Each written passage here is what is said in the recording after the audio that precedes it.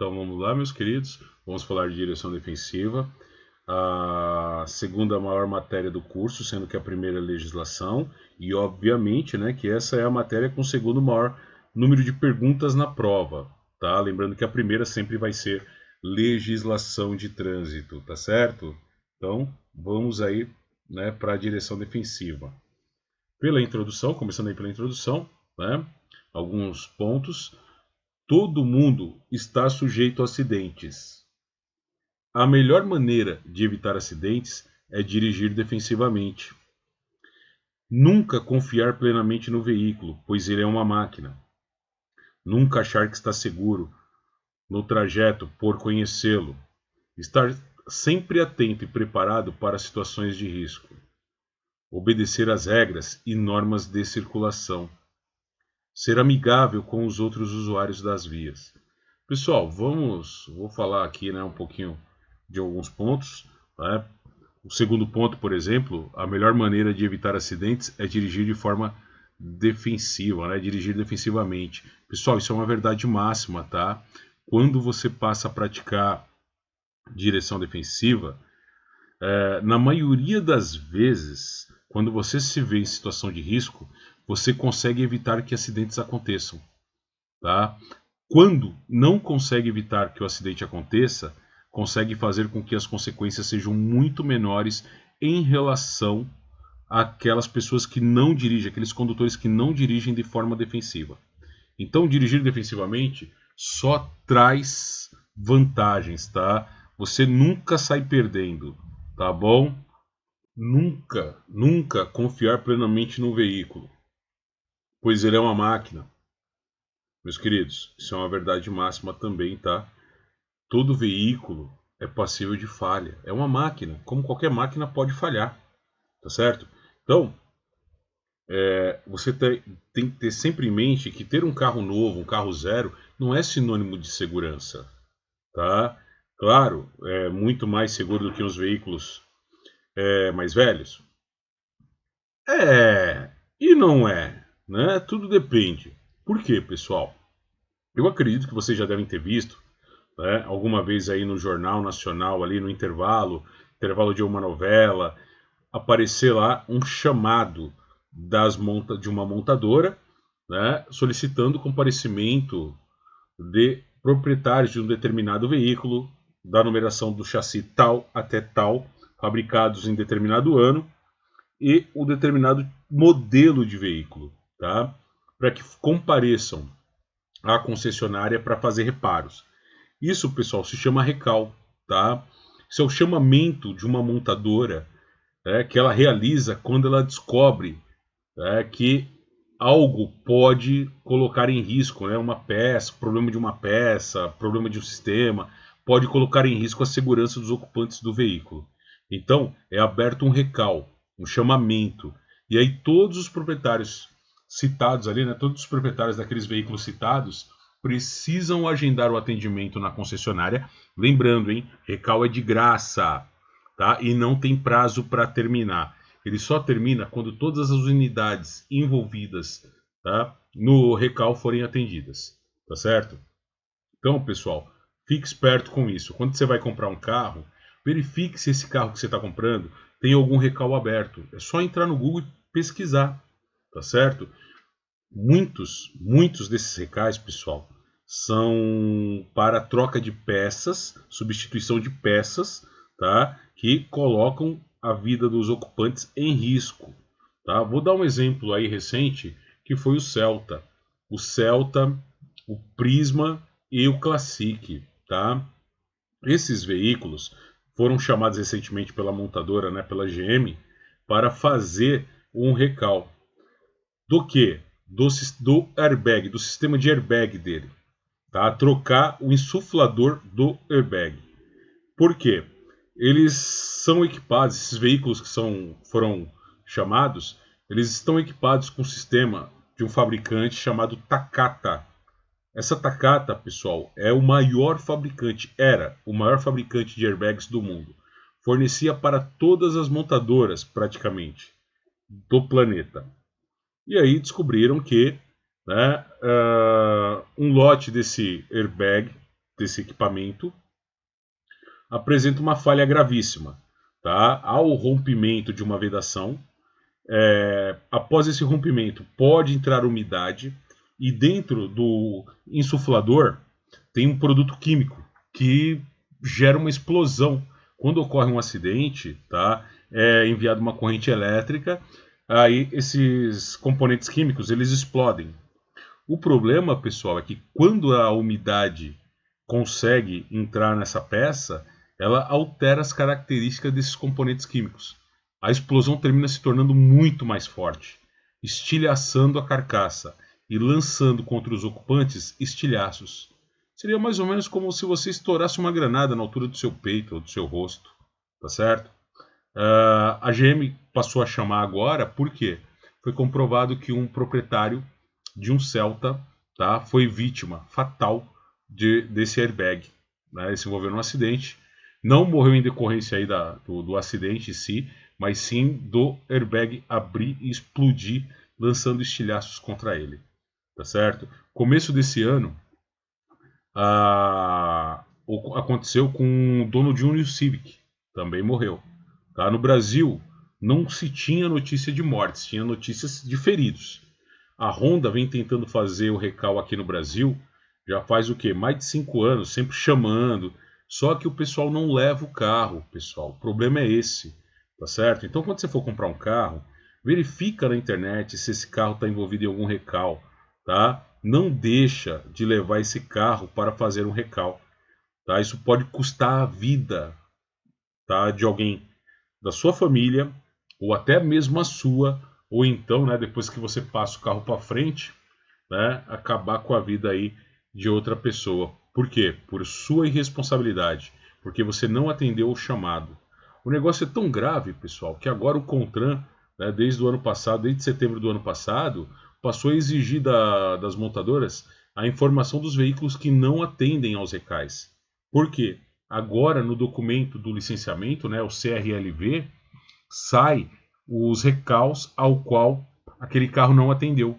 Então, no documento do seu carro vai constar lá quais são os recaus que estão abertos e que você não foi. E só vai sair do documento depois que você fizer. Tá? Se não for feito, a ideia do CONTRAN é criar um sistema para bloquear esses carros, ou seja, você não vai mais conseguir fazer o licenciamento desse carro. Hoje você ainda consegue, né? Ainda hoje não está tendo esse bloqueio. Mas a ideia do CONTRAN é justamente essa. Não fez o recal? Legal. Então seu carro também não pode rodar, tá certo? Então toma cuidado com isso, tá? Não brinca. Se tiver chamado aberto, atenda. É de graça, tá bom? Outra coisa, não vai nessa de que não, isso é para carro novo. Não tem ano. Tá? Às vezes o problema é detectado e a peça foi usada em carro 99, carro 98, 97, tá certo? Então não tem ano, tá? Tá equipado com a peça, tem que fazer a substituição, tá? Só para vocês entenderem melhor o risco que se corre quando não se atende a um chamado como esse, tá? Espera um pouquinho.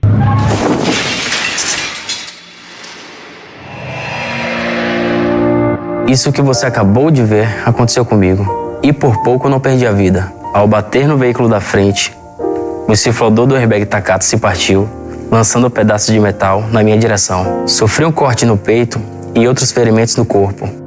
Grandes marcas, incluindo a Honda, usavam insufladores da empresa Takata, que com o passar do tempo começaram a apresentar sérios problemas. Infelizmente, o do meu carro era um deles. Preocupada com a segurança dos seus clientes há anos, a Honda veio alertando para este recall. Entretanto, muitas pessoas ainda não atenderam a este chamado. Por isso, atenção!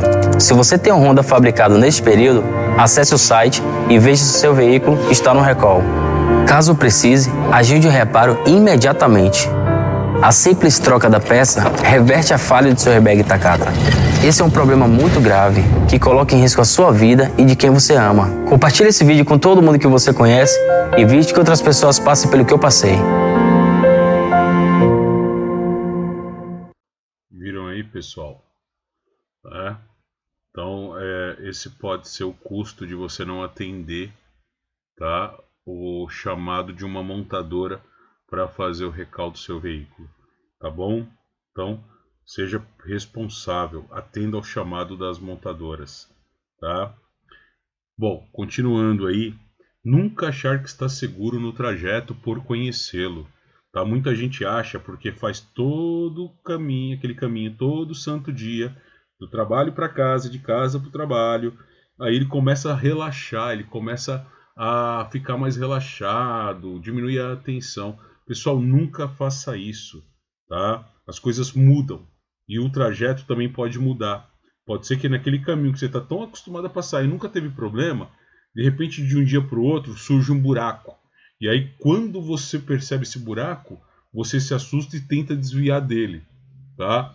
Podendo até se envolver num acidente com uma manobra como essa, tá certo? Então, lembre-se, por mais que eu conheça o trajeto, eu preciso estar sempre atento.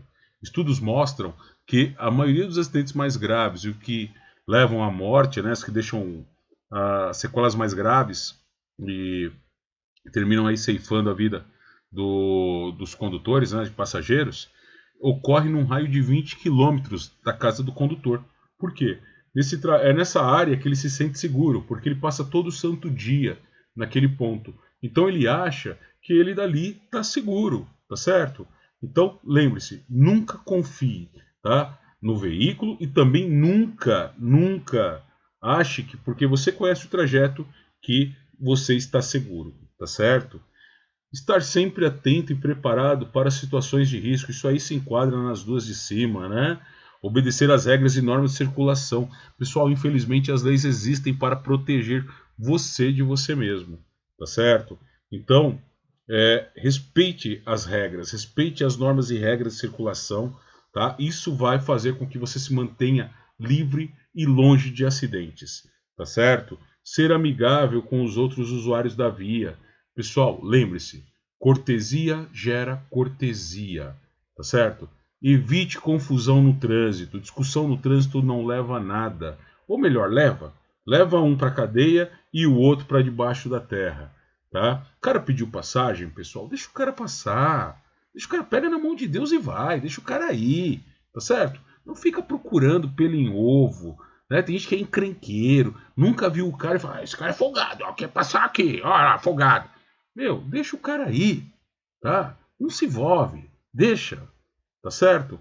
Evite confusão e seja amigável com os outros condutores. Isso é fundamental, tá? Em direção defensiva, tá ok? Vamos falar agora, pessoal, sobre um estudo, né, que foi feito aí pela Organização Mundial da Saúde. Olha só, segundo a Organização Mundial da Saúde, após um levantamento sobre acidentes de trânsito, os resultados são os seguintes: 4% dos acidentes tiveram como causa o estado dos veículos. 6% dos acidentes tiveram como causa o estado das vias. E 90% dos acidentes tiveram como causa os condutores. Pessoal, pasmem, 90%, tá? E ó, só para você ver como são as coisas, né? Como as pessoas gostam de, como a gente pode falar, elas gostam de distorcer a realidade, tá? Quando passa um feriado prolongado, pode reparar isso aí. Chegou um feriado prolongado, passou o primeiro dia útil após esse feriado, quando for à tarde ou for lá para a noite, você vai ver o jornal da Globo, do SBT, da Record, da Bandeirantes, não importa. Você vai ver a seguinte notícia: o número de mortes nas rodovias federais aumentou em relação ao mesmo período do ano passado. E aí você vê as pessoas falando, não, mas também, sim, você paga IPVA, você paga aí, ó, pedágio e as rodovias estão um lixo, né? Claro que vai morrer gente, as rodovias não prestam. Pessoal, dá uma olhada nesses números. Vê se a principal causa de acidentes são as rodovias, como muitos pregam por aí. Não, pessoal. A principal causa de acidentes está relacionada ao fator condutor, tá certo? Ao fator humano, tá ok? Então, né, eu até peço para que vocês deixem isso marcado. Isso aí pode perguntar para vocês na prova, tá? Como é que vem essa pergunta? Vai perguntar para vocês o seguinte, né? Segundo a Organização Mundial da Saúde, a principal causa de acidentes é o fator Aí você vai ter fatores lá. Qual que vocês vão marcar? Qual que é a principal causa? Fator condutor, 90%, tá certo? Então, a principal causa de acidentes é o fator condutor, com 90% aí, né, dos acidentes. As rodovias, apenas 6%. Os veículos, né, aí você leva aí veículo em mau estado, né, 4%, tá certo? Pessoal, olha que absurdo, né? 90% dos acidentes está relacionado com a pecinha que vai atrás do volante, né? E muitos batem no peito e ainda falam, não, eu sei dirigir muito, né? Na verdade sabe sim, sabe? Não sabe nem dirigir a vida dele, quanto mais o carro, tá certo? Mas vamos lá. Meus queridos, existem dois tipos de acidentes, tá? Um desses aqui vai perguntar para vocês na prova. Então vamos lá. Ó. Existe o acidente evitável, tá? E o acidente inevitável. No evitável, aquele acidente que poderia ter sido evitado, por algum motivo o condutor não faz tudo o que é possível para evitar o acidente, tá certo? Então, no acidente evitável, o condutor não faz tudo que é possível para evitar o acidente. Já no acidente inevitável, o condutor ele faz tudo que é possível, né, mas não consegue evitar o acidente. Como o próprio nome diz, o acidente ele é inevitável, tá bom? Então lembre-se, perguntou o que é acidente evitável. Lembra? Evitável. Poderia ter sido evitado, mas por algum motivo o condutor não fez tudo o que era possível para evitar esse acidente. Perguntou do inevitável. Pô, o nome já fala, né? É inevitável. Lembra? É aquele que o condutor faz tudo o que é possível. Mesmo assim, o acidente termina acontecendo. Tá certo? Pessoal, isso do acidente evitável tem muito a ver aí com o fator motorista, tá? Quais são as principais causas de acidentes relacionadas ao fator humano? Vamos ver? Então vamos lá, ó. As principais causas de acidentes relacionadas ao fator humano, tá? Falhas humanas. Então eu tenho aí primeiro a imprudência, tá? Também conhecida como imprevidência, tem a ver com algo mais do que a mera falta de atenção ou cuidado. Mas o ato pode até se revelar de má fé, ou seja, o conhecimento com o conhecimento do mal e intenção de praticá-lo.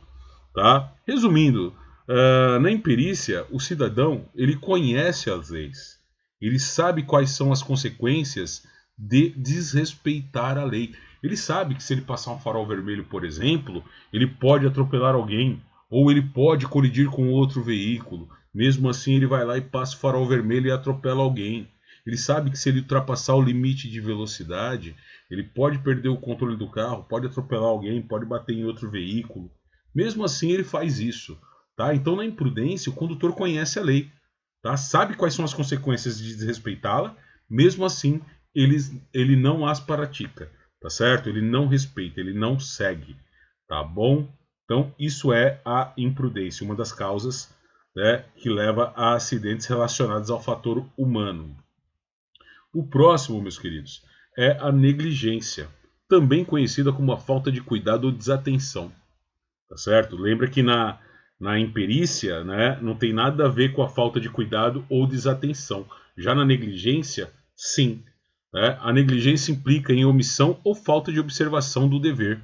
Ou seja, aquele de agir de forma prudente, que deveria agir de forma prudente, não age com o cuidado exigido pela situação. Na negligência, pessoal, a pessoa empurra com a barriga, né? O cara que é negligente, ele é relaxadão, ele conhece a lei, ele até pratica, mas pratica ela da forma mais relaxada possível, tá? Por exemplo, pra você ter uma noção aí da diferença de uma pessoa que é negligente para uma pessoa que não é. Uma pessoa que não é negligente, ela sai com o carro, percebe que o veículo apresentou problema nos freios, tá? Aliás, está apresentando problema nos freios, de imediato, o que ela faz? Ela já procura uma oficina para fazer os reparos, ver o que está acontecendo.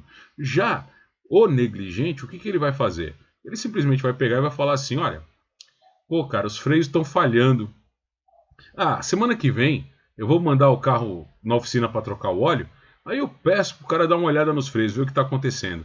Quer dizer, o cara vai rodar uma semana com os freios falhando, tá? Ele é aquele cara que sabe que não deve entregar a chave do veículo à pessoa não habilitada, né? Mas alguém chega lá e pede o carro dele ou a moto dele emprestada, ele vai lá e empresta.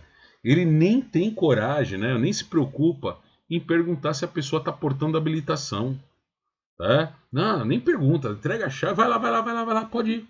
Só que aí, imagina a cena, o cara sai com a moto, né, com o carro, para num bloqueio e aí, né, o policial pede o documento e pede a CNH. Aí o cara fala, ó, o documento está aqui, CNH eu não tenho, eu não sou habilitado, tá? Aí ele vai perguntar de quem que é o carro? Ah, de um amigo meu.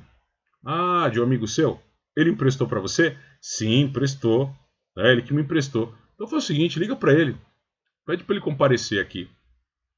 Pessoal, numa situação como essa, tanto quem estava conduzindo como o proprietário que entregou o veículo à pessoa não habilitada tem a multa e ainda pode ocorrer o processo criminal, tendo em vista aí que, né, as duas situações são crime. Dirigir sem ser habilitado é crime e entregar a chave do veículo à pessoa não habilitada também é crime, tá certo? Então, o negligente ele age dessa forma, tá? E obviamente que essa negligência vai servir como agravante no processo, tá? Podendo até aumentar aí a pena dele, tá certo? Então esse daí é o negligente. A outra causa está relacionada à imperícia, né? O que é ser imperícia? Essa imperícia, né? O que é ser imperito, na verdade? É a falta de conhecimento, a falta de técnica, né? A falta de habilidade que um condutor tem. Tá? Então aqui ele coloca assim, ó, requer da pessoa falta de técnica, conhecimento ou até falta de habilidade, erro ou engano na execução de alguma tarefa que ele deveria saber, tá certo? Então na imperícia o condutor ele não tem conhecimento, não tem habilidade devido à má formação, muitas vezes a má formação na autoescola. Pessoal, você acha que em 20 horas aula dá para o instrutor passar para você tudo aquilo que pode acontecer com você? Não. Você sai de lá cru, né? Na linguagem popular, você sai de lá cru. E aí, o que você tem que fazer? Você tem que praticar, você tem que treinar. Ah, mas eu tenho medo. Pessoal, paga para essas pessoas que dão aula para pessoas habilitadas. Você tem medo do quê? Ah, eu tenho medo de pegar uma subida. Paga. O instrutor vai levar você para treinar subida. Ah, eu tenho medo de pegar a Via Dutra. Ele vai levar você para a Via Dutra, tá certo? Então, pratique. Você só deixa de ser imperito, você só ganha habilidade, conhecimento e técnica praticando. Agora, tirar a habilitação para colocar no quadrinho e pendurar na parede da sala para quando chegar a visita falar, ó, gostou? Ó que bonitinho, gostou? Ó quadrinho bonito. Oh, pelo amor de Deus. Ou então pega a habilitação, sabe para quê? Enfeite de carteira, né? Gosta de ir no mercado, gosta de ir nos lugares, quando abre a carteira, já abre numa posição que apareça logo de cara a CNH para falar que é habilitado, tá certo? Ou seja, só serve ali para enfeitar a carteira. Ou então joga no fundo da gaveta, né? Lá da gaveta, lá do quarto, lá, chega na sua gaveta, joga, deixa lá, tá certo? Pessoal, se você está tirando a habilitação, tá certo? Você tem que correr atrás. Tá, tem medo? Paga para essas pessoas habilitadas. Mas pelo amor de Deus, treine. Então, para que você tirou? Por tirar? Perdeu seu tempo, né? Gastou seu dinheiro, né? Para quê? Para tirar a habilitação, para usar ela para ganhar dinheiro assumindo a pontuação dos outros? É para isso que você tirou a habilitação?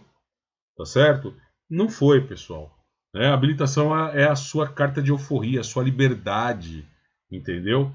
Então, pratique, treine. Pegou a habilitação? Treina, tá certo? Olha só como a imperícia pode custar caro. Vamos supor que você está com um carro, tá certo? Na rodovia, na Via Dutra, às 2 horas da manhã, a 100 km por hora. Então, olha a cena, hein? Via Dutra, 100 km por hora, 2 horas da manhã. De repente, tá? A roda da frente do lado do motorista se solta e vai embora. o que é que você faz?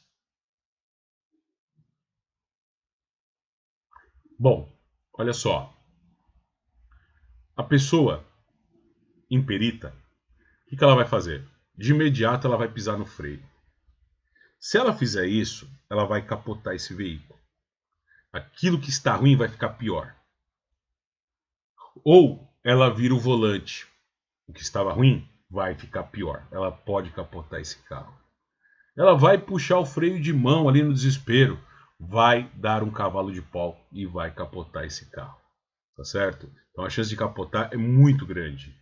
Agora, uma pessoa que tem conhecimento, habilidade e técnica, né, numa situação como essa, o que faria? Muito simples, pessoal. Segurar o volante na posição em que ele se encontra e tirar os pés dos pedais. Tá? Segura o volante firmemente na posição que ele está, certo? Tira os pés dos pedais e espera o veículo parar sozinho. Não tem o que fazer. Não adianta tentar bolar. Não tem o que fazer. Nesse momento, você não é mais condutor. Nesse momento, você é apenas passageiro. Tá certo? Lembra, você pode amenizar as consequências de um acidente quando você dirige de forma defensiva. Está sempre atento ao que está acontecendo à sua volta, né? Então, não adianta você ficar pensando, mas eu poderia fazer isso, aquilo, tal. Nada vai resolver, não tem o que fazer ali, tá certo? Exceto segurar o volante firmemente, tirar os pés dos pedais e parar. Aí sempre tem um engraçadinho que vai perguntar, mas se for na curva? Se for na curva, meu querido, você não ia estar a 100 km por hora. O veículo com certeza ia parar muito mais rápido, tá certo? E outra coisa, não tem o que fazer, tá? Mas eu não vou bater no carro da frente. Não, você não vai bater no carro da frente, porque assim que cair a roda, o atrito da estrutura do veículo, né, na parte mecânica da lataria do carro com asfalto ali, vai ser muito grande. Isso vai fazer com que o carro pare rápido, tá certo? A pessoa já imagina, não, eu estou a 100 por hora, né? O carro vai parar em quantos metros? A 100 por hora, sem roda? Vai levar 1 quilômetro para parar, 1,5 km. A pessoa já imagina isso, mas não, pessoal. O atrito é tão grande que ele para na hora, tá certo? Na hora, sim, em termos, né? A distância que ele percorre é bem pequena, ele para muito rápido, tá certo? Ele não vai sair se arrastando daqui de São Paulo até o Rio de Janeiro, até Pará, tá certo? Ele não vai percorrer essa distância. Ele vai percorrer a distância muito pequena devido ao atrito, tá certo? Agora, aquilo que eu falei, né? Quem tem conhecimento sabe o que fazer. Aquele que é imperito vai fazer besteira e aquele acidente que poderia, né, ter as consequências amenizadas, não terá. Tá? Não era nem para ter vítima, agora vai ter. Tá certo? Então, pessoal, isso é um exemplo, né, da diferença de uma pessoa que tem conhecimento e uma pessoa imperita. Por isso que você deve sempre, né, praticar, ler sobre determinados assuntos, né, como reagir em determinadas situações, está sempre preparado, tá? Porque a gente não espera. E no trânsito as coisas acontecem muito rápido. Você tem que estar sempre atento a tudo. Essa é a diferença, tá? Em quem se mantém longe de acidente e quem vive, né, se envolvendo em acidente, tá certo? Então fica aí essa dica para você do que fazer, tá? Lembrando, não tem o que fazer, exceto segurar o volante firmemente, tirar os pés dos pedais e esperar o veículo parar, tá bom? Já ia esquecendo. Tem outra coisa que você precisa fazer. Sabe o que é? Olha só, você vai precisar rezar muito, tá? Assim que o carro para, quais os procedimentos? O que você tem que fazer? O carro parou. O primeiro procedimento é olhar no retrovisor para ver se os veículos que vêm atrás já começaram a parar. Por quê? Quando esse veículo seu entrar em atrito com o solo, vai sair muita faísca, vai sair uma faisqueira lascada, tá certo? E aí, obviamente que os carros que vêm atrás vão perceber que algo está errado, tá certo? Então eles já vão reduzindo, já vão sinalizando para os carros irem parando, tá certo? Então se você vê ali que dá para descer, o que você faz? Liga o pisca-alerta, pega o triângulo, coloca uma distância ali segura e fica longe do carro, esperando socorro. No caso, Se é na Dutra, tem a Nova Dutra. Se você tem seguro, aciona o guincho para vir retirar o carro dali, tá certo? Agora, você falou que eu preciso rezar. Pessoal, você vai precisar rezar e com muita fé, tá certo? Por quê? Você precisa rezar, pessoal, para que esse pneu que escapou do seu carro não acerte nenhum outro veículo em sentido contrário ou acerte uma pessoa. Porque se ele se soltou a 100 por hora, ele vai dobrar de velocidade. E onde ele pegar, ele vai fazer o senhor estrago, tá? Se ele pegar, por exemplo, num para-brisa de um outro carro, esse pneu vai entrar e provavelmente vai ferir gravemente ou até matar quem está dentro desse veículo, tá certo? Então reze bastante para que esse pneu não acerte ninguém, tá certo? Então vamos falar agora sobre o conceito de direção defensiva, né? O que é dirigir defensivamente? Pessoal, isso é pergunta de prova, tá? Pode marcar aí, tá certo? O que é dirigir defensivamente? Então a resposta é: dirigir defensivamente é dirigir de modo a evitar acidentes, apesar das ações incorretas, ou seja, erradas, dos outros condutores, dos pedestres e das condições adversas, ou seja, condições contrárias, que encontramos nas vias de trânsito. Pessoal, as condições adversas são fatores que alteram a sua forma correta de dirigir. A partir do momento que algo altera a sua forma normal, correta de dirigir, já se tem aí uma condição adversa. E condição adversa, pessoal, é o principal conteúdo que cai na prova, tá certo? Então, a gente vai ver isso aí um pouquinho mais para frente, tá? Então vamos lá, ó. Novamente, o que é dirigir defensivamente? Dirigir defensivamente é dirigir de modo a evitar acidentes, apesar das ações incorretas dos outros condutores, dos pedestres e das condições adversas que encontramos nas vias de trânsito. Inclusive, pessoal, parte dessa descrição, né, dessa definição do que é dirigir defensivamente, tenho certeza que a maioria de vocês já conhece isso de cor e salteado, né? Quer ver? Olha só, quando você falava que queria aprender a dirigir, né, em algum momento alguém deve ter falado para você: olha, quando você for aprender a dirigir, você tem que aprender a dirigir por você e pelos outros.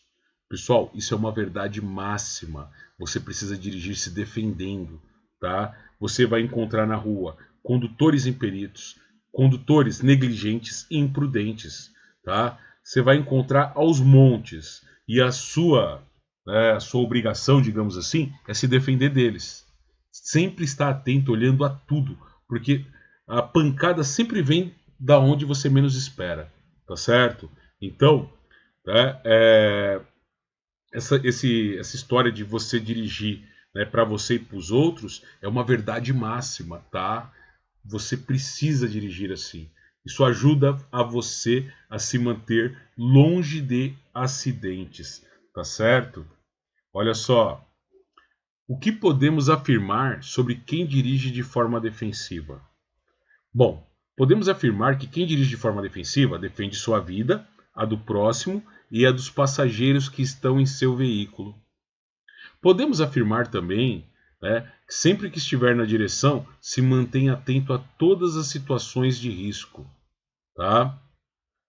Outra, sempre respeita as leis de trânsito, pois sabe que elas existem para proteger ele e os demais usuários da via, ou seja, ele pratica as leis. Então, olha só, o retrato de quem dirige defensivamente, tá? Defende a sua vida, a do próximo e dos passageiros que estão no seu veículo. Resumindo, ele não está preocupado só com a segurança dele, mas de todos que estão ao seu lado, tá? Sempre que o condutor defensivo ele pega a direção, ele se mantém atento a tudo, tá? Na verdade, ele consegue, né, manter o controle do veículo, tá? Quem dirige de forma defensiva tem sempre o veículo na mão, né? Tem sempre o controle. Numa situação de risco, ele consegue contornar essa situação ou até mesmo fazer com que as consequências sejam menores, tá certo? Então essa é uma característica de quem dirige defensivamente. Outra coisa, ele sabe que as leis existem para proteger. Então, ele pratica, ele segue as leis. Ele sabe que se ele, em algum momento, deixar de segui-las, ele pode se envolver em acidentes, tá certo? Então esse aí é o retrato, né, do que nós podemos descrever de uma pessoa que dirige de forma defensiva, tá bom? Vamos falar agora, meus queridos, sobre o automatismo. O que é o automatismo? O automatismo são movimentos involuntários que nós fazemos.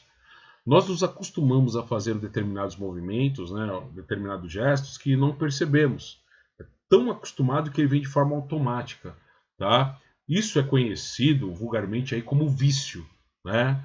Quando se trata de direção, isso é chamado de vício. Tá bom? Então, eu tenho aí dois tipos de automatismo. O automatismo bom e o ruim, ou seja, o correto e o incorreto. Qual seria o exemplo de automatismo correto? A forma na qual você se senta no veículo. Tá?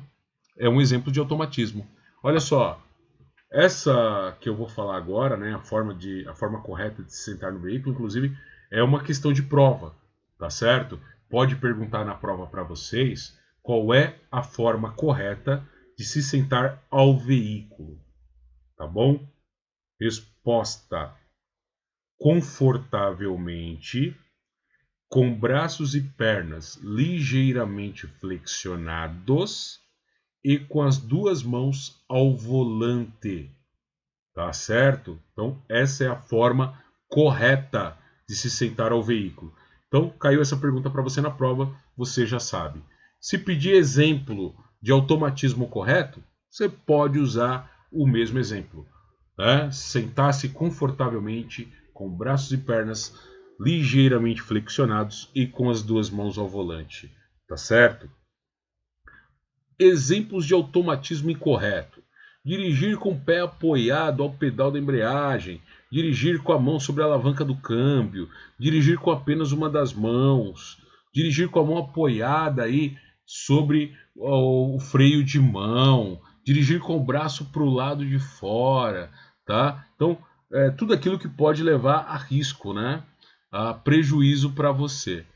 Então, automatismo incorreto, pessoal: bração para o lado de fora, pé apoiado no pedal da embreagem, né, dirigir com apenas uma das mãos. Lembrando aí, né, que dirigir com apenas uma das mãos é infração média, tá certo? E você pode tomar duas, porque a não ser que você tenha 3 braços, se você está com o braço para o lado de fora, você está com apenas uma mão no volante, tá certo? Então, você toma duas, porque dirigir com apenas uma das mãos é infração média também. Então você soma aí 8 pontos, tá certo? Se você tem esse vício de colocar o braço, assim que entra no carro, seu braço tem aquela vontade própria, né? Você até tenta segurar, mas o bichinho não deixa, né? Quando você menos espera, ele já tá lá fora tomando um ar. Pessoal, se corrija, tá? Pé no pedal da embreagem também é outro problema, tá? São vícios, pessoal, que você adquire, né? E você faz de forma involuntário, inconsciente, sem perceber. Só que no dia do exame prático, por exemplo, se você dirigir com o pé apoiado na embreagem, você vai tomar pau. Se você dirigir com o bração para o lado de fora, você vai tomar pau. Né? Se dirigir com apenas uma das mãos, você vai tomar pau. Você entendeu? Então, começa a se corrigir, tá certo? Uma dica que eu dou sobre o braço para o lado de fora é que o condutor levante um pouquinho só o vidro, tá certo? E apoie o braço ali. Porque a hora que ele tentar sair, ele vai bater no vidro. Aí você traz ele de volta. Tá? Começa a se corrigir aí para o dia do exame. Dirigir com o pé no pedal da embreagem, qual é o problema? Pessoal, dirigir com o pé apoiado no pedal da embreagem, tá? Gera desgaste prematuro do disco. Ah, mas eu não estou fazendo força.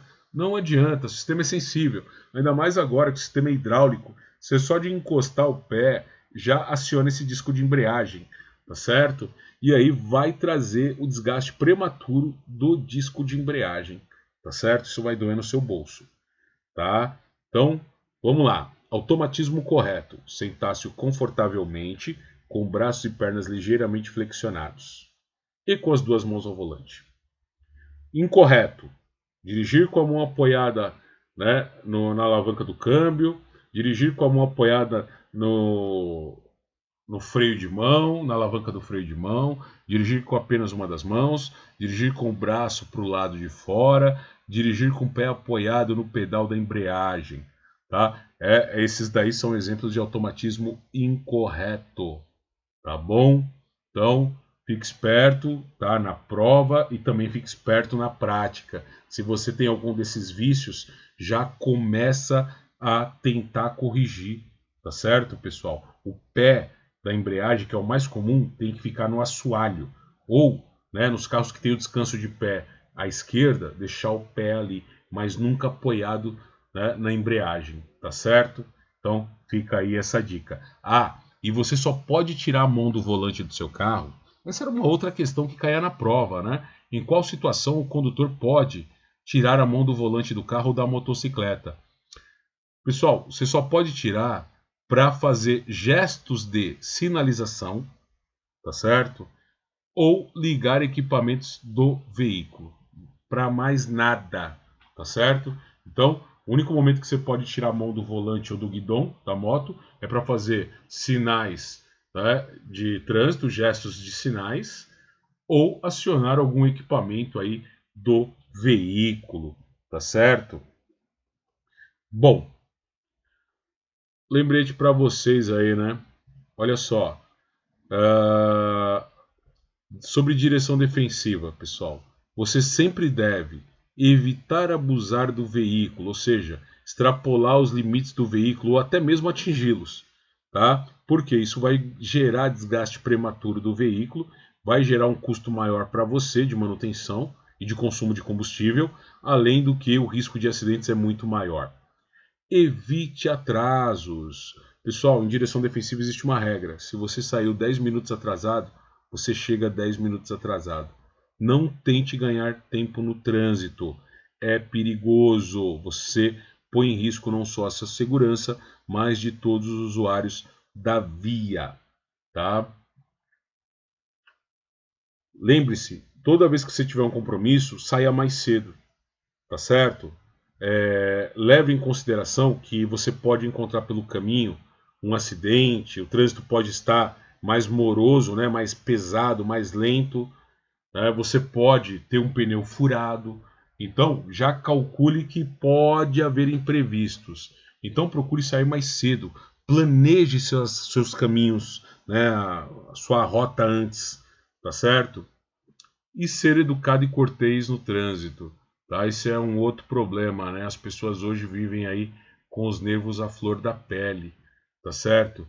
Mas você deve sempre, pessoal, tá? Ignorar aí provocações, tá bom? Seja educado. Lembre-se, você tem família. Você sai de casa, você deixa a mulher, você deixa o filho, você deixa o marido, você deixa a mãe, pai, irmão, tia, tio, primo, vovô. Você deixa pessoas que se preocupam com você, esperando que você volte, tá certo? No final do dia. E aí, né, você volta dentro de um caixão. Na verdade, você não volta, tá? Mas eles vão receber você dentro de um caixão. É isso que vocês querem? Pessoal, se no trânsito, tá, alguém bate no seu carro, o que você deve fazer? Se a pessoa for uma pessoa direita, ela vai parar. O que você não deve fazer é ir atrás. Você não deve perseguir esta pessoa. Tá? Se ela está fugindo, alguma coisa tem. Então faça o seguinte: faz o que é de praxe, tá? Num acidente de trânsito. O cara bateu, tá fugindo, pega a placa. Pegou a placa, faz o BO pela internet. Tá bom? Fez o BO pela internet, aí você vai fazer o quê? Você vai acionar esse cidadão no juizado de pequenas causas. Não importa se vai demorar. É melhor do que você ir atrás do cara, você não sabe que está dentro do carro, e de repente o cara está armado. E aí, por causa de um amassado, de um ralado, você termina perdendo a vida. É isso que sua vida vale? Paralama amassado? Um para-choque arrancado? É isso? Uma lanterna quebrada?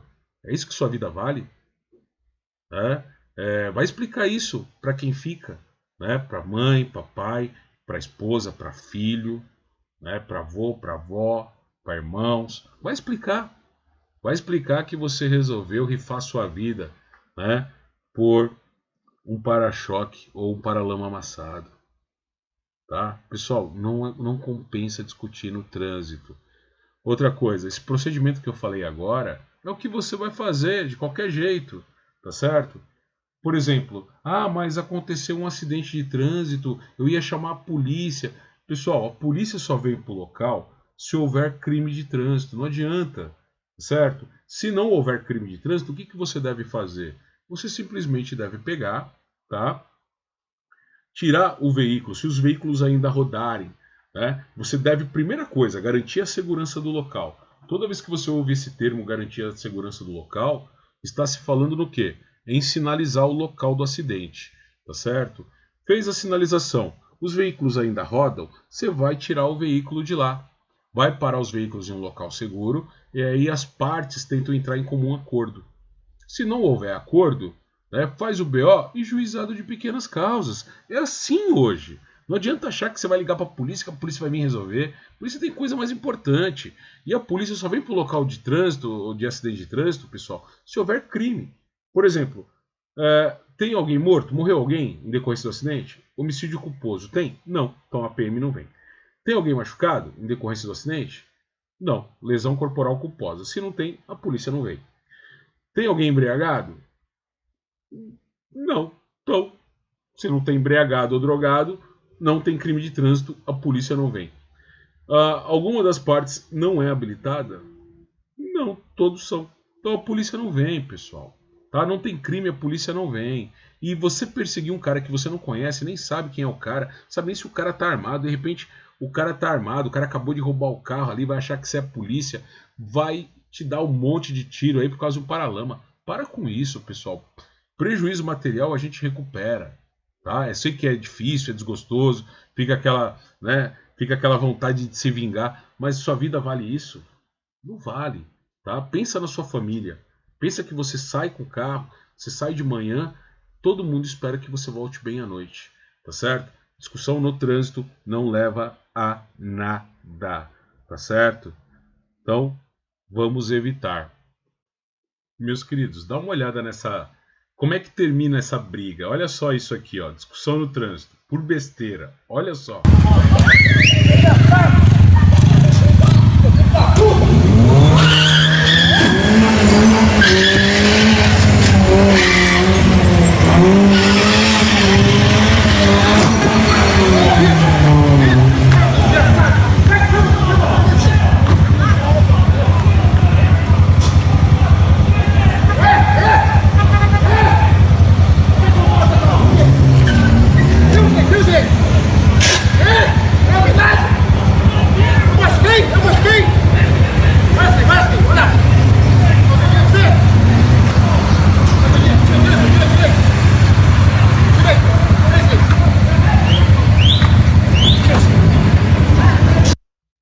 Viram aí, pessoal? A questão não terminou muito bem não, porque a polícia chegou ali, né, e aí nesse caso termina conduzindo sim para a delegacia, mas isso é para você ver. Aí, o que adiantou? Pagaram o mó mico aí, colocaram em risco a situação ali, as outras pessoas, ninguém sabia. Se alguém ali tivesse armado, você acha que teria acontecido o quê? Né, por uma discussão boba. Na verdade, essa discussão se deu, segundo uma das partes, porque um estava pedindo, se eu não me engano, acho que o carro do carro preto estava pedindo passagem e o outro carro claro ali não dava. E como ele demorou para dar, começaram a discutir e terminou da forma que vocês viram aí, tá? Eles foram conduzidos para a delegacia, tá certo? Então, para você ver aí como é que termina, né? Se um ali tivesse armado, com certeza ali já teria acontecido uma tragédia, tá bom? Então não compensa a discussão no trânsito, tá? Hipótese nenhuma. Meus queridos, vamos falar agora, tá, sobre os elementos da direção defensiva, que são conhecimento, atenção, previsão, decisão e a habilidade, tá certo? Então, olha só, sobre conhecimento, básico, né, pessoal? Conhecer é poder. Você deve ter conhecimento sobre o seu veículo, conhecimento das leis, das normas e regras de circulação, ter conhecimento sobre o trajeto que você vai fazer, sempre estudar o mapa rodoviário antes, tá certo? Atenção é fundamental. Você deve estar sempre atento, tá? A tudo aquilo que acontece à sua volta. É por esse motivo que você tem no seu veículo aí, né, 3 retrovisores, o interno e 2 externos. Pessoal, você sempre deve estar atento ao retrovisor, tá? Sua visão, o seu foco principal é olhar para frente, sempre para frente, 99% para frente. Mas você também precisa saber o que está acontecendo à sua volta. É aí que você deve utilizar os retrovisores, tá certo? E o retrovisor deve ser utilizado de forma rápida, não é para ficar com a cara colada no retrovisor olhando para trás não, tá? Seu foco principal é a frente, tá bom? Então, o que você deve fazer? Se você ainda não tem essa prática, comece a treinar, comece a desenvolver essa habilidade de trabalhar com os retrovisores. É fundamental, tá certo? Sempre estar atento. Você pode ver que com os retrovisores você tem um campo de visão, né, completo em torno do seu carro. A frente, né, e nas laterais e a parte traseira com retrovisor interno, tá certo? É fundamental manter-se atento no trânsito, acompanhando tudo aquilo que acontece à sua volta. Inclusive se você parar no farol. Parou no farol, não é porque você está parado que você deve esquecer dos retrovisores. Você deve se manter sempre atento. De repente você está parado no farol e percebe, né, que vem se aproximando ali, né, uma pessoa suspeita, uma situação ali que você acha que sua segurança está em risco, você vai embora, tá certo? Você passa. De repente você percebe que o veículo que está vindo lá atrás não vai parar, né, que vai bater atrás de você, você vai embora, tá? Então você tem que estar atento, não é porque você está parado no farol que você pode esquecer do mundo, né? Não tem que ficar se distraindo com o rádio, com o celular, né? Tem gente que para no farol, lembrando, hein? Mesmo parado no farol, se você tiver com o celular na mão e for flagrado, você será multado, tá? Nem parado no farol você pode utilizar o celular, tá certo? É infração gravíssima, 7 pontos por manusear aparelho telefônico, nem parado no farol, tá? Se quiser usar o seu celular, você tem que estacionar o carro no local seguro e aí você manuseia ele, tá certo? Não pode nem tocar na tela, hein, pessoal? Fica a dica aí para vocês, tá certo? Agora, olha só. O cara para no farol, pega o celular ali, esquece do mundo, aí vem lá o ladrão. O cara com a arma em punho, né? Vem na direção do carro. O ladrão, tropeça, cai, né? Se levanta, se limpa, tá? Pega a arma, se limpa a arma, continua indo na direção do carro. Tropeça novamente, cai, levanta, se limpa, limpa a arma e vai na direção do carro. Aí chega e bate no vidro. Aí, perdeu, playboy. Depoimento da vítima na delegacia. O cara parecia fantasma. O cara surgiu do nada. Tava lá parado, meu. Quando eu olhei, o cara já tava do meu lado com o trabuco na mão, né? Os caras são ligeiros. Oh, pelo amor de Deus. Se você tivesse atento, você teria ganhado essa situação. Tá certo?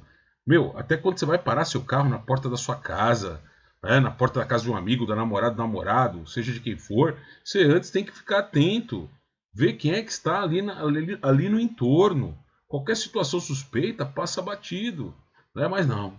Parou no farol, fica olhando o celular. Né? Aí quando vê, não tá nem mais com o carro, não tá nem mais com o celular, tá até pelado. O cara levou tudo. E você não viu. Né? Fica aquela cara de bobo. O que aconteceu? Por quê? Esquece do mundo. Tá certo? Pessoal, atenção é fundamental no trânsito. Lembre-se, as coisas acontecem muito rápido. Você está dirigindo, tá? E você se distrai olhando para o lado. Quando você olha de novo para frente, o trânsito já parou. A possibilidade de você sair chapando aí todo mundo na sua frente é muito grande. Então, não percam a atenção. O foco é a frente, tá certo?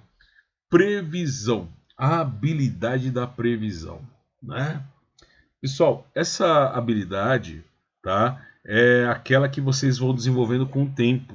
Você consegue enxergar situações de risco e se prevenir para evitar que aquele risco ali que você enxerga, né, se torne um acidente, tá certo?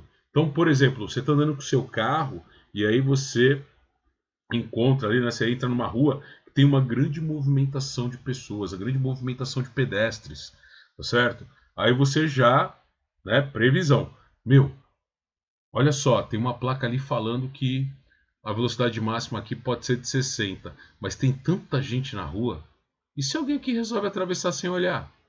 Do nada, tá? O condutor, a pessoa que dirige de forma defensiva, né, o que, que ela faz? Ela enxerga a possibilidade de um acidente, então ela já se prepara para aquele acidente. De que forma? Pessoal, simples. Ela reduz a velocidade do carro e redobra a atenção. Na via dá para andar a 60, é o limite, mas ele enxerga, ele sabe que não é uma velocidade segura. Que a 60 por hora, se alguém entrar na frente do carro, dificilmente você consegue evitar um acidente, um atropelamento. E pedestre, pessoal, pedestre, você nunca sabe o que ele vai fazer, tá certo? Então, quando você menos espera, o cara atravessa, resolve atravessar do nada, nem olha, ainda mais se estiver com o celular na mão, tá certo? Agora, o cara que dirige de forma defensiva, ele enxerga tudo isso. Então, ele já imagina que ali a chance de um acidente é muito grande. O que, que ele faz? Reduz a velocidade e redobra a atenção. Tá? Por que, que ele reduz a velocidade? Simples. Tá? Quanto maior a velocidade, quanto maior, menor é o controle que eu tenho sobre o veículo. Quanto menor, maior, né? Quanto maior, menor é o controle. Quanto menor a velocidade, aí sim, maior é o controle. Ou seja, o cara que dirige de forma defensiva, ele tem sempre o carro na mão, tá? Então é isso aí, pessoal. Tá certo? Previsão, eu costumo até dizer que é algo que os homens precisam aprender muito com a mulher, né? A previsão é coisa de mulher, na verdade, tá certo? É algo que já vem embutido, né? Já vem de fábrica nelas. Você pode ver que muitos homens falam assim: "Ei, mulher, meu, mulher no volante. Ih, mulher lenta. Ah, mulher medrosa." Pessoal, mulher não é lenta, mulher não é medrosa, tá? Vou citar o exemplo. Olha a diferença de uma mulher para um homem. O cara para com o carro no farol. Parou um cara do lado dele, tá? O cara, um olha para a cara do outro, aí o que acontece, né? Aí um fala assim pro outro, aí, vamos tirar um racha ali até o outro lado lá, até o outro semáforo? Aí o outro, não, vamos, né? Já fica todo acelerado, aí já mete aquele funk, bate na cachorra, que é para impressionar a novinha peçonhenta que tá passando do outro lado, abre o farol e o cara sai que nem louco. Ele não para pensar, pessoal. Ele não pensa, ele vai lá e faz. Já se fosse uma situação com mulher, olha como seria. Claro que tem aquelas ali que é meia, né? Que é meia, digamos assim, porra louca. Mas vamos lá. Com perdão da palavra, mas vamos lá. Com a mulher seria mais ou menos assim. O cara para do lado, olha para ela. E aí, mina, vamos tirar um racha? Aí ela para, olha pra cara dele, pergunta, tirar um racha? Ele, vamos tirar um racha? Aí ela para, fica olhando pro lado, começa a coçar a cabeça, né? Aí faz aquele sinal de, né, que algo não tá legal. Aí ela vira para ele e fala: "Olha, não vou." Sabe por que que a mulher faz isso, pessoal? Pelo simples fato de que a mulher já é da natureza dela. Ela pensa, tá? 1000 vezes antes de fazer algo errado. Ela já pensa em tudo aquilo que pode dar errado. Então, quando ela chega à conclusão que é mais provável que dê errado do que certo, ela não vai, ela não se expõe, tá certo? Isso é uma verdade tão grande, pessoal, que, por exemplo, se você for hoje, né, você compra lá um carro, vamos supor que você vai numa concessionária e compra lá um Polo zero, e aí você pega uma mulher, né, na mesma faixa etária que a sua, tá certo? Vai lá, compra um carro igualzinho o seu, paga o mesmo valor, e aí vocês vão fazer seguro. Faz a cotação em todas as seguradoras. Mesmo perfil, mesmo carro, mesmo valor, tá certo? Mesmas seguradoras. Pessoal, o seguro para a mulher vai sair muito mais barato, tá certo? O seu carro, para o homem, vai sair ali, vai, os 4.000, R$ 4.500. Para a mulher sai 2, tá? Agora, por que sai 2? Porque a seguradora gosta da mulher? Porque quer ser amigo dela, por isso vai fazer mais barato? Não. É porque os caras têm estudo que mostram que a mulher é muito mais prudente no volante do que o homem, Tanto é que vocês estão vendo aí, ó, já é de anos que já se vem trocando, né? As transportadoras vêm trocando, aí substituindo motoristas homens por mulheres, tá? Por quê? Eu vi uma reportagem uma vez de um chefe de uma grande transportadora, onde uma parte já tinha sido substituída, né? As mulheres já estavam dominando. E o chefe ali, né, o cara que era ali o encarregado dessas motoristas, ele falou que, em comparação aos motoristas homens, qual era a diferença que ele já havia percebido? Primeiro, o número de atrasos de entregas diminuíram. O número de autuações praticamente zeraram, tá? Então o número de multas caiu muito. O número de acidentes ou intercorrências relacionadas a isso também eram muito menores em relação aos homens. Então, pessoal, a tendência é essa, tá? As transportadoras procuram mulheres, empresas de ônibus procuram colocar mulheres no volante porque elas são mais prudentes.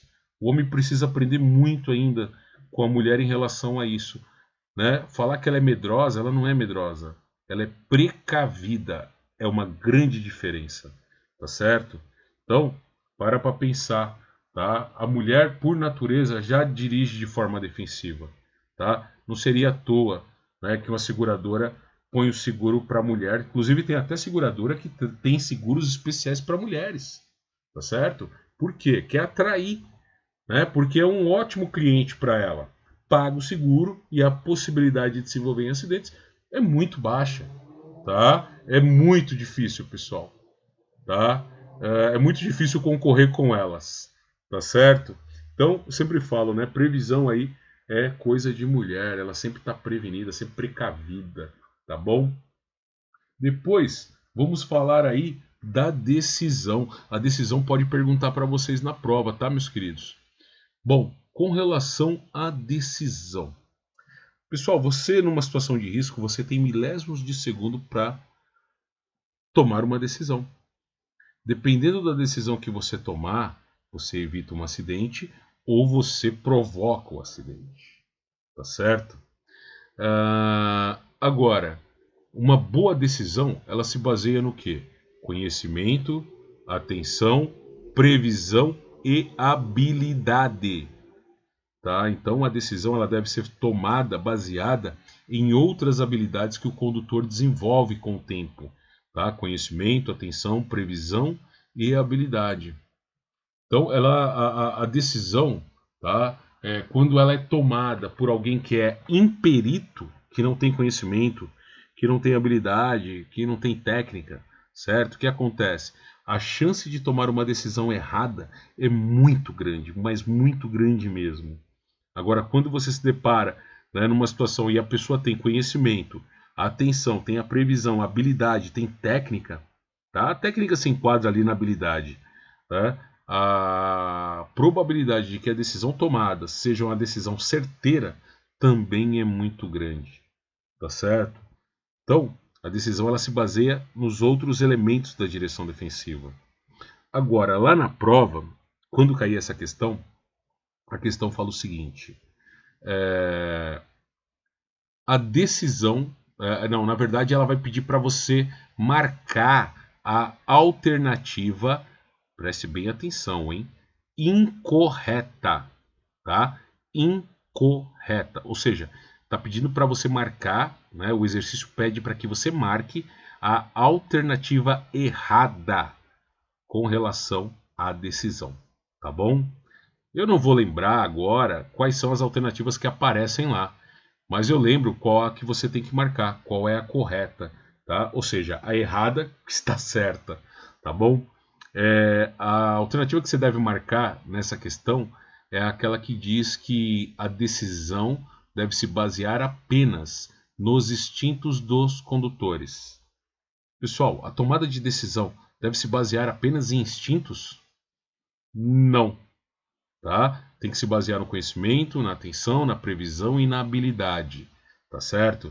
Então, lá na prova, né, caiu essa questão, né, para você marcar o que é incorreto em relação à tomada de decisão, você já sabe. A alternativa que fala que a decisão deve se basear apenas em instintos dos condutores, tá? Apenas nos instintos dos condutores, tá certo? Com relação ao próximo aí, que é a habilidade, já falei muito aí sobre habilidade, né, pessoal? A habilidade só tem uma forma de eu conseguir, né? Como é que eu ganho habilidade? Treinando, praticando, tá certo? Então, habilidade se ganha com prática. Então, por isso, pratiquem, treinem, tá certo? Bom, nós vamos falar agora, pessoal. Tem alguma dúvida aí? Se tiver alguma dúvida, posta aí no chat, tá? Que eu já respondo para vocês, tá certo? Se tiver alguma dúvida, só perguntar aí, tá bom? Vamos falar agora, tá? Sobre condições adversas. Condições adversas, meus queridos, que são fatores que alteram, tá, a forma correta de um condutor dirigir, tá certo? Então, olha só, quais são as condições adversas, tá? Então, vamos lá. A luz, condição adversa de luz, condição adversa de tempo, condição adversa de via, condição adversa de trânsito, condição adversa de veículo, condição adversa de motorista, condição adversa de passageiros e condição adversa de cargas, tá? Então, lembrando, quais são as condições adversas que nós iremos ver? Condição adversa de luz ou ambiente, condição adversa de tempo ou clima, condição adversa de via, condição adversa de trânsito, de veículo, motorista, passageiros e de cargas, tá? Então essas são as condições adversas que nós vamos ver, tá certo? Então já vamos lá para a próxima, tá? Bom, meus queridos, vamos começar aí pela condição adversa de luz ou ambiente, tá? As condições adversas de luz ou ambiente, elas estão relacionadas à condição de luz, de iluminação natural, tá certo? O nosso ponto de referência é quando você guia durante o dia, com céu claro e limpo, tá certo?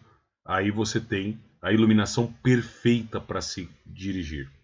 Agora, a partir do momento que eu não tenho a iluminação natural, eu não tenho a luz do sol, ou que eu tenha ela numa quantidade menor, tá? Em luz insuficiente, ou eu tenha excesso dessa luz, aí eu já passo a ter uma condição adversa de luz ou ambiente, tá certo?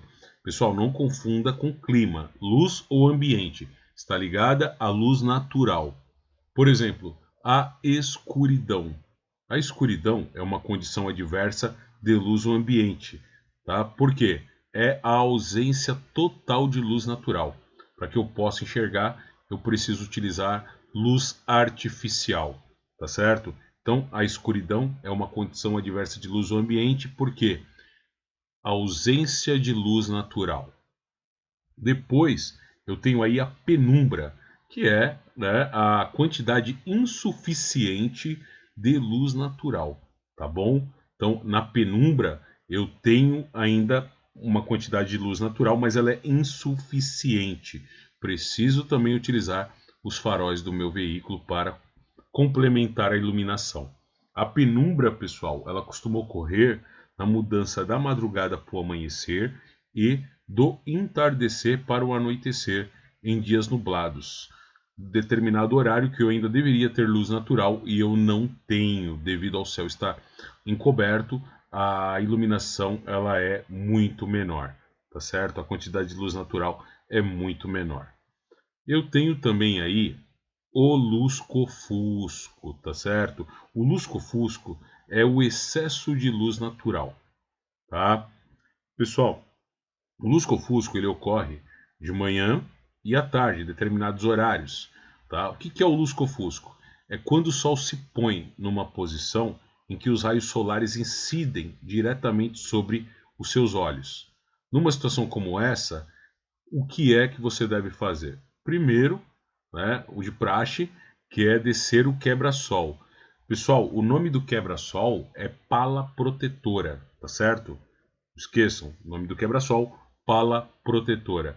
É equipamento obrigatório. A falta dele, ou se ele estiver em mau estado, é passível de multa, tá bom?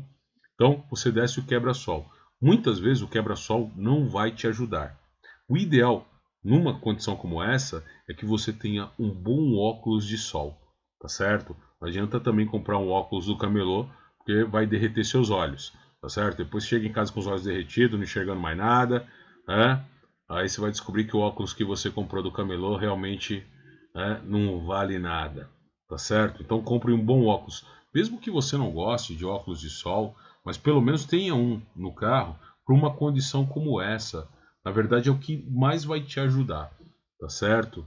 Inclusive, pessoal, segundo a Polícia Rodoviária Federal, né, vocês vão ver daqui a pouco, o horário que mais ocorre acidente nas rodovias é justamente nesse horário, horários de lusco-fusco, tá certo? Muita gente vai pegar a estrada agora cedo, seja para viajar ou para ir de um lugar ao outro na cidade mesmo, e acaba usando a rodovia. Por isso é importante ficar atento ao lusco-fusco provocado pelo nascer e pelo pôr do sol. E a repórter Vanessa Mauri tem dicas importantes para quem dirige nesses horários. Uma imagem para ser apreciada. No horizonte, o sol dá um espetáculo. Mas por trás desse fenômeno, um perigo para quem está ao volante. Esse grupo de futuros motoristas de caminhão aprende a dirigir na estrada no finalzinho da tarde, quando o sol atrapalha a visibilidade. Atrapalha muito, principalmente à tarde, contra o sol. É necessário mesmo, todas as explicações que o instrutor deu é recomendável. Segundo especialistas em segurança no trânsito, para dirigir em horários de lusco-fusco, que é quando o sol nasce ou quando ele se põe, é preciso seguir algumas regras. Primeiro, sempre utilizar o quebra-sol. Depois, acender os faróis. Também colocar um bom óculos com proteção contra os raios ultravioleta. Depois, é só não esquecer do cinto de segurança e seguir viagem. O instrutor ainda explica que o ofuscamento da visão, causado pela luz do sol diretamente no para-brisa, pode confundir o motorista. No Brasil, já tem uma pesquisa com vendedores de veículos que os veículos mais vendidos são cores neutras, né? Chumbo, preto, prata. E essas cores, durante esses horários de lusco-fusco, certo? Acaba confundindo o motorista e você acaba não vendo o veículo nesses horários. Eles ficam invisíveis na rodovia. Daí a importância de se acender os faróis para manter essa visibilidade e você enxergar esse veículo à distância.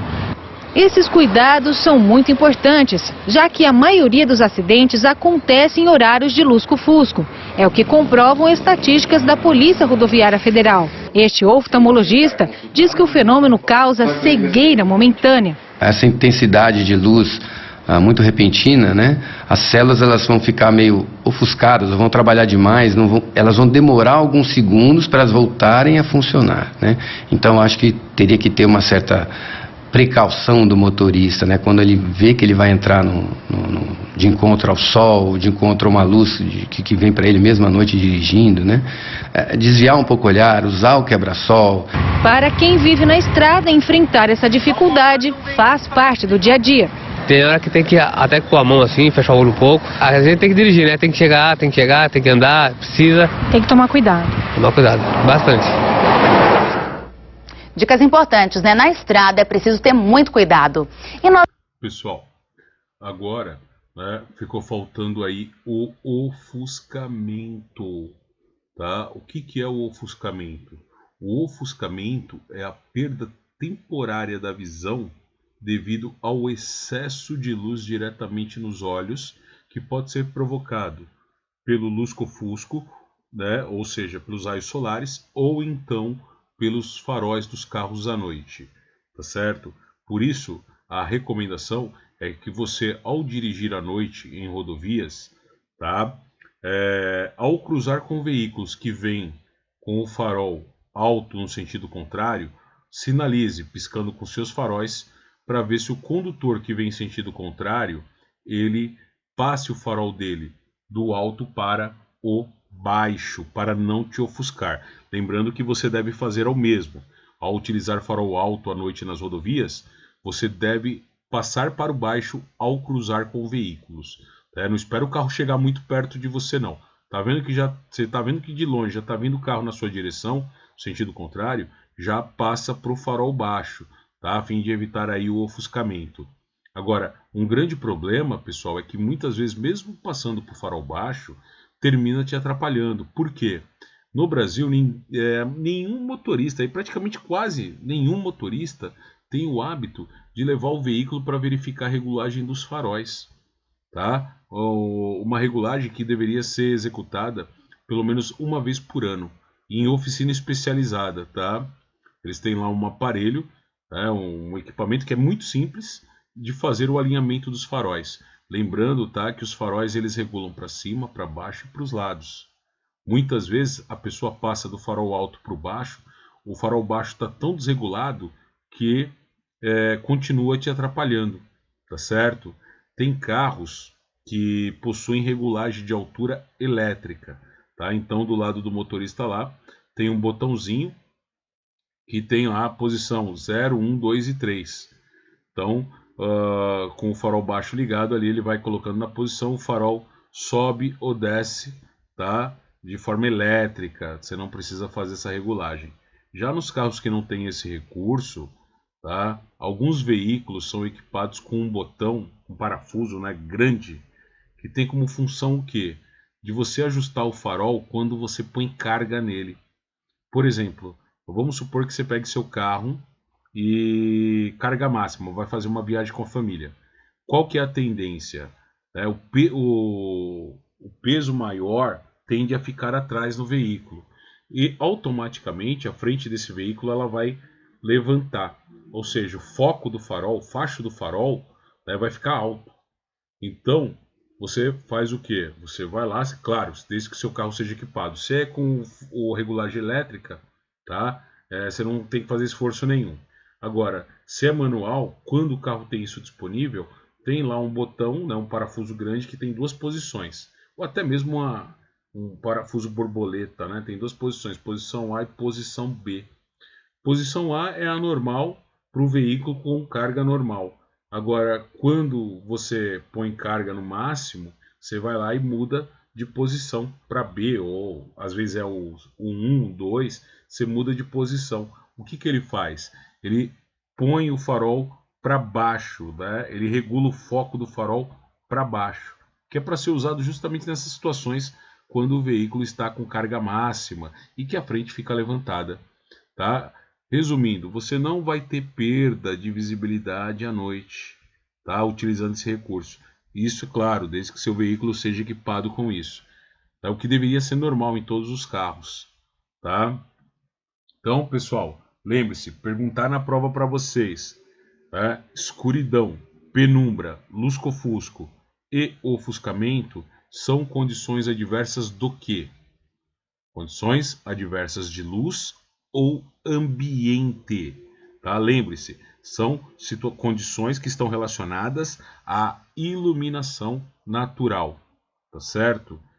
A ausência total dela, ou a quantidade insuficiente, ou o excesso de luz natural.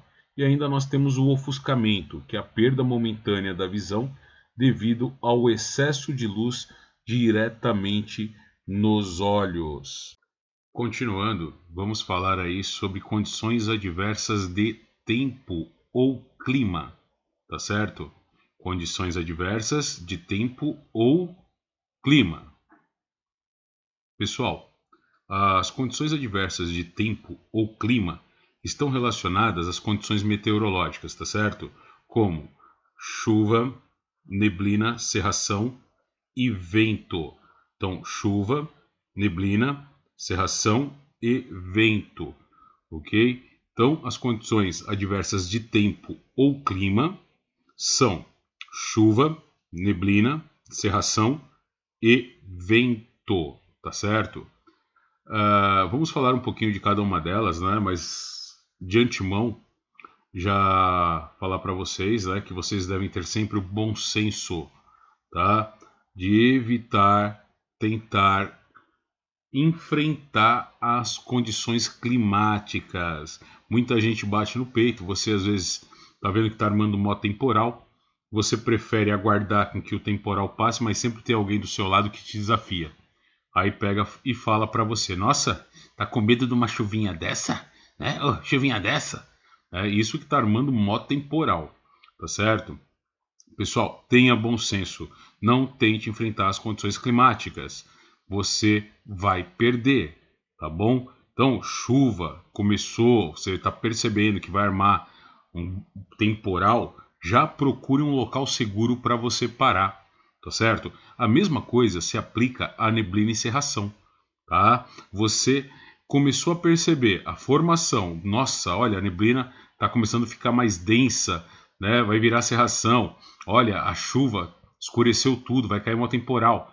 Você já deve procurar um local seguro para parar, tá? Quando eu falo em local seguro, pessoal, eu estou falando posto de gasolina, posto policial, comércio, estacionamentos de comércio à beira da rodovia, estacionamento de fábricas à beira das rodovias, qualquer lugar, exceto o acostamento, tá certo? O último local que você deve procurar parar é no acostamento. O acostamento tem que ser a última da última opção, tá certo? Então, o que você deve fazer? Você está dirigindo, está vendo que está armando moto temporal, já procura um posto, né, um local seguro para você parar, tá? Não tente enfrentar as condições climáticas. Daqui a pouco eu vou falar para vocês sobre o acostamento, tá certo? Porque, pessoal, parece que quando você para no acostamento, parece que você liga um imã e tudo de ruim parece que vem para cima de você. Muita gente se pergunta, mas o acostamento não é para você parar? Bom, o acostamento é para você parar. Agora, quem garante que o acostamento é seguro? Tá bom? Então o problema está aí, na segurança do acostamento, tá certo? Então vamos falar primeiro aí sobre a chuva, né? A condição adversa de tempo, a chuva. Meus queridos, a chuva ela tem dois momentos críticos, tá certo? O primeiro momento é logo quando ela começa. Por quê? Vamos supor que você está numa região, né, um trecho de rodovia ali que faz muito tempo que não chove. Agora para pensar, quantos veículos passaram por ali apresentando vazamento de combustível, vazamento de óleo lubrificante, vazamento de óleo hidráulico, tá? E tudo isso foi caindo no asfalto e impregnando o asfalto. Só que como era época de estiagem, estava muito calor, o que acontece? Toda essa gordura ela é absorvida pelo asfalto. Então não vai te atingir, não vai ser um problema para você nesse primeiro momento, tá certo? Agora, quando começa a chover, toda essa sujeira impregnada no asfalto, ela começa a se soltar, tá? Ela começa a amolecer logo nos primeiros pingos, vindo à superfície da via. Como é que a pista fica? Escorregadia. Pessoal, lembrando, tá, que na neblina e na cerração acontecem a mesma coisa. Elas são formadas de partículas de água e quando começam a se formar, tendem a deixar o asfalto úmido e escorregadio. Então, no começo da chuva, neblina e cerração, o que você deve fazer? Procedimento padrão nos dois casos, tá certo? Que é o quê? Reduzir a velocidade, aumentar a distância de segmento, ou seja, a distância entre você e o carro que vai à sua frente. Você deve aumentar essa distância, né? Deixar com que o carro da frente ganhe uma distância maior, tudo bem? Aumentar a distância de segmento e ligar os faróis baixos, tá certo? Olha só, não se utiliza farol alto, tá? Na chuva, na neblina e nem na cerração. Por quê? Porque a luz no farol alto, o foco levanta e aí a luz bate nas partículas de água da chuva e se dispersam, tá? Não vai iluminar nada, não vai te ajudar em nada. Inclusive isso é questão de prova, tá? Pergunta, né? Qual procedimento deve ser adotado pelo condutor no início da chuva ou da neblina ou da cerração, tá? O procedimento que deve ser adotado é o seguinte, tá? Reduzir a velocidade, aumentar a distância de segmento e ligar os faróis baixos, tá? Pessoal, na prova lá, na alternativa, vai ter alternativa falando em farol alto, tá? esquece, não se utiliza farol alto, é farol baixo, tá certo? Então lembre-se disso, reduzir a velocidade, aumentar a distância de segmento, que é a distância entre você, do seu carro e o do veículo que vai à sua frente, tá? E ligar os faróis baixos, tudo bem? Pessoal, segundo momento, né, da chuva. Bom, o segundo momento grave da chuva é quando ela persiste. Por quê? Olha só, vamos supor que a chuva ela persistiu. Aquele trecho que estava escorregadio, ele vai ser lavado. Então o problema, né, do piso escorregadio se resolve ali, tá? Agora, a chuva continua. Agora eu tenho risco de formação de poças d'água, tá certo? Aí agora começa a se formar poças d'água sobre o pavimento. Quando isso ocorre, tá? Aí nós temos uma soma de fatores. Quando ocorre esse acúmulo de água na pista, aí vai depender da velocidade que você vem, das condições dos seus pneus, tá? O que é que pode acontecer? Você pode sofrer a aquaplanagem ou hidroplanagem, tá certo? E o que seria aquaplanagem ou hidroplanagem? Pessoal, aquaplanagem e hidroplanagem, inclusive até uma questão de prova isso aí, tá? Aquaplanagem e hidroplanagem é a perda de contato do pneu com o solo devido à presença de uma camada de água sobre o pavimento.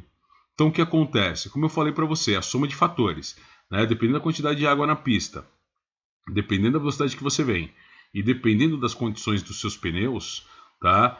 Você vai perder o contato do pneu com o asfalto. Ele simplesmente passa a deslizar sobre a superfície d'água. Nesse momento, o seu carro deixa de ser um carro, ele se torna um barco, só que sem controle, tá bom? Então, na aquaplanagem, né, o carro perde o contato dos pneus com o asfalto, deslizando sobre aquela camada de água, tá certo? Para vocês entenderem melhor, eu vou mostrar para vocês, tá?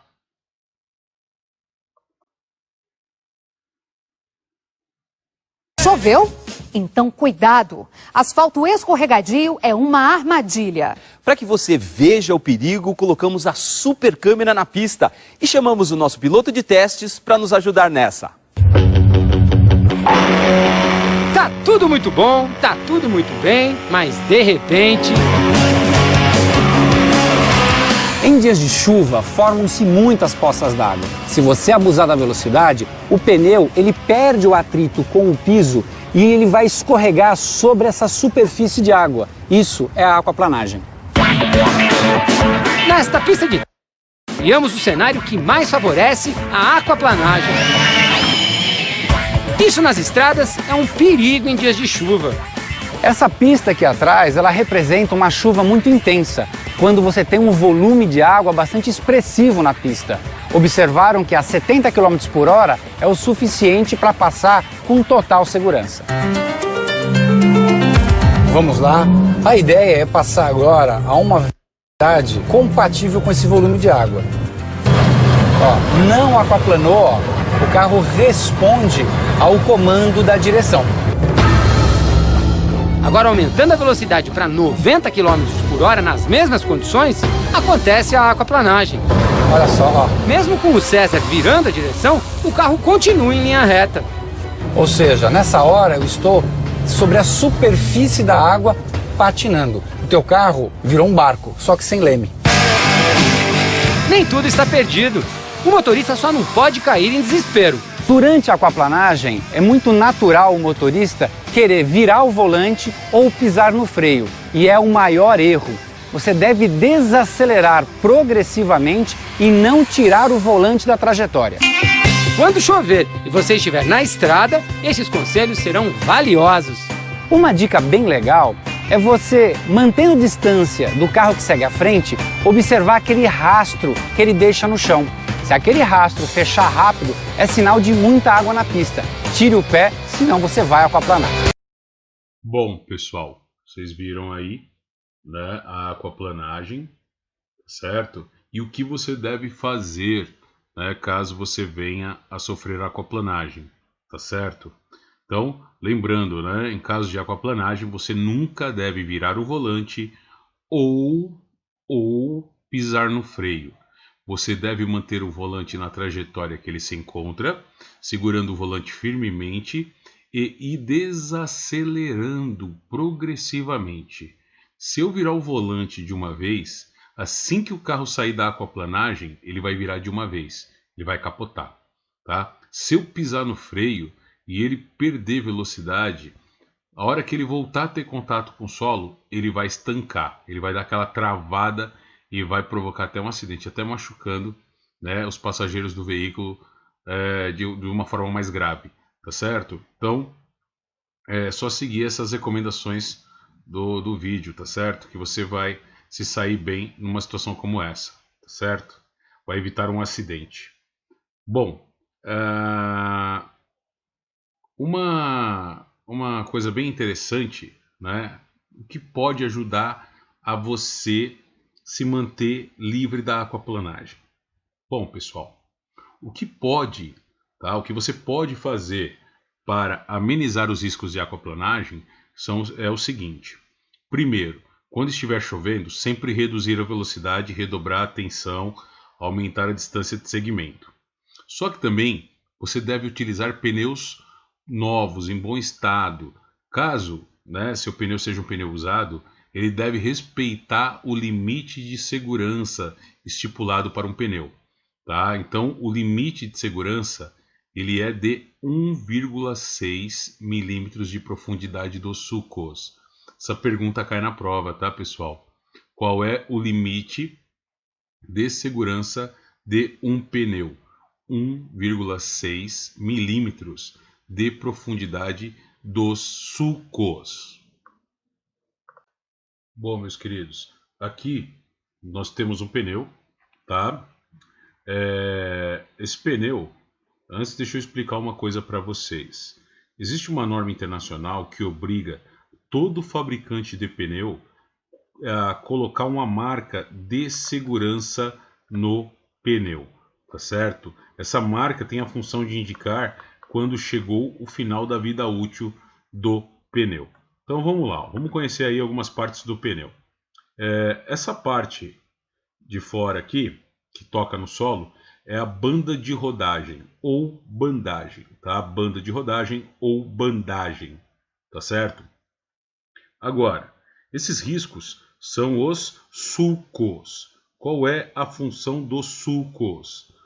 Bom, no seco, ele aumenta a aderência do pneu, né? O pneu ele agarra mais ao solo, tá? Reduzindo assim o espaço de frenagem, tá bom? Agora, no molhado, a função dos sulcos é tirar a água do caminho do pneu. Essa água ela escoa pelas laterais do pneu, sempre mantendo o pneu em contato com o solo, tá certo? Então, isso aí é um pneu novo, tá certo? Você pode dar uma olhada aí que essa marca que eu falei de segurança, o nome dela é TWI, que ela se encontra presente aqui, ó, no sulcos, tá? São esses quadradinhos pequenos aqui, ó. Esse e esse aqui, ó, que está circulado aqui, né, de vermelho, tá? Eu não sei se dá para vocês perceberem, mas ela está bem no fundo dos sulcos. Tanto é que se você pegar como referência o quadradinho pequeno aqui, né, desse aqui, você vai ver que ele está bem no fundo. Olha o tanto de borracha que ainda existe na lateral. Então, conforme você vai rodando com o seu veículo, né, essa banda de rodagem vai se desgastando. Vai chegar uma hora que essa banda de rodagem, toda essa borracha aqui, após o desgaste, ela vai chegar na mesma altura que esses quadradinhos aqui, que são a marca TWI. Tá? Lembrando, pessoal, que isso é obrigatório sair em todos os pneus. Tanto é que se você estiver andando com um pneu, né, riscado, que não tem a marca TWI, vai para o pátio, tá? Lembrando que pneu riscado não pode ser utilizado da pátio, além de multa da pátio, tá certo? Então, obrigado a sair essa marca aqui. Atingiu essa marca, já era, acabou a vida útil do pneu, tá certo? Aí tem os espertinhos que fazem o quê? Aproveitam, né? Diz que o pneu ainda dá para rodar muito, e aí riscam o pneu, tá certo? Lembrando que riscar o pneu andar com o pneu riscado é infração de trânsito. Pode até servir de agravante, tá? Em caso de um acidente, se for provocado em decorrência aí do pneu ter sido riscado e ele não ter suportado aí, tá? A pressão, porque na verdade quando você faz esse procedimento de riscagem de pneu, você está tirando a resistência do pneu que já está baixa, porque quando ele chega nesse ponto, nessa marca TWI, né, ele já perdeu muita borracha. O borracheiro vai lá, vai riscar, vai tirar mais borracha ainda, ou seja, ele se torna uma bomba, tá bom? Então, pneu riscado, tá? Se for pego, dá pátio, além da multa, vai parar no pátio, tá certo? Não pode utilizar esse tipo de pneu.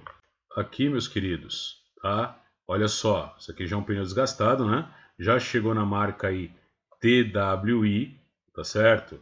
Então, aqui já o pneu chegou ao fim da vida útil dele, tá certo? Então, todo pneu tem que ter essa marca TWI. Pessoal, nos carros de passeio, essa marca é um padrão, é sempre assim, tá certo? Caminhão, ônibus, tá? Tem marcas diferentes. Motocicleta também. Motocicleta, pessoal, é bom quando você troca o pneu, verificar onde fica a marca TWI, tá certo? Porque se você parar no bloqueio, o policial resolver fazer uma verificação da marca TWI, tá? E ela tiver nessas condições, seu carro vai para o pátio, tá certo? Acrescido aí de uma multa grave, 5 pontos, mais R$ 195 que você vai ter que pagar. Mais o guincho, 400 pau, mais a diária do pátio, e assim que você tirar esse carro do pátio, tá certo? A diária hoje, R$ 50 a diária, R$ 54 se eu não me engano, vai dar uns R$ 200 se você for pego de final de semana, né? Vai dar mais de R$ 200. Se você colocar na ponta do lápis, você vai ver que compensa mais você manter os pneus em bom estado, tá certo? Por quê? Depois que você for tirar o carro lá do pátio, para poder sair com o carro, se o pneu está em mau estado, o carro não pode sair rodando, tá certo? O que você vai ter que fazer? Vai ter que pagar para o guincho entrar e tirar seu carro lá de dentro, mais uns 300, 400 pau que você vai gastar. Tirar do carro lá de dentro, eles vão marcar uma vistoria que você vai ter que pagar pela vistoria, tá? Você paga por essa vistoria, você vai levar o carro para fazer essa vistoria, obviamente depois que você trocar os pneus. Ou seja, de qualquer forma, você vai ter que trocar os pneus, tá certo? Então, se colocar na ponta do lápis, pessoal, certinho, deve dar algo em torno aí, o seu gasto deve dar algo em torno de uns R$ 1.300, R$ 1.400, por aí. Se você procurar na internet, dependendo do aro do seu carro, né? Aro 13, aro 13 nem se fala, né? Mas aro 14, aí, aro 15, você vai encontrar o jogo de pneu em promoção, você consegue encontrar aí próximo dos R$ 1.000, tá certo? Os 4 pneus novos, tá bom? Então, se você parar para pensar, compensa mais você manter os pneus do seu carro em dia, tá certo? Vai acompanhando essa marca TWI, lembrando, hein, pessoal, quando chega nesse ponto, ela já chegou abaixo de 1,6 milímetros de profundidade dos sulcos, tá bom? Então lembra, o limite de segurança 1,6. Nessas condições aqui, ó, seu veículo vai para o pátio. No Paraná, borracheiros estão praticando um comércio ilegal que põe em risco a vida dos motoristas. A reportagem é de Sandro Ivanovski, de Maringá.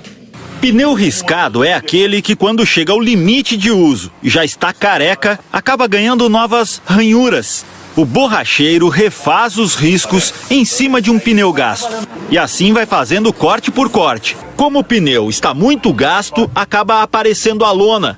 Aí entra o kit maquiagem. O pneu é banhado numa mistura de cera com tinta preta. Veja esse pneu sem a pintura. E agora, depois de ser banhado, esse tipo de comércio é feito livremente. Em algumas borracharias, é só conversar com o funcionário para saber como é o serviço. Em outras, placas anunciam a venda de pneus riscados. Nesta borracharia, o funcionário, sem saber que estava sendo gravado, fala que faz a riscagem rapidinho. Gastar uns 15, 20 minutos cada pneu. Eu fazendo, você acha que dura mais quanto tempo aí? Dá pra você andar um monte ainda. Nesta outra, tem uma placa na entrada. O borracheiro, também sem saber da gravação, fala que dá para fazer o serviço e garante que o motorista não vai ter problemas com a fiscalização. Riscando fica novo, eu não vou ter problema com blitz, com nada assim.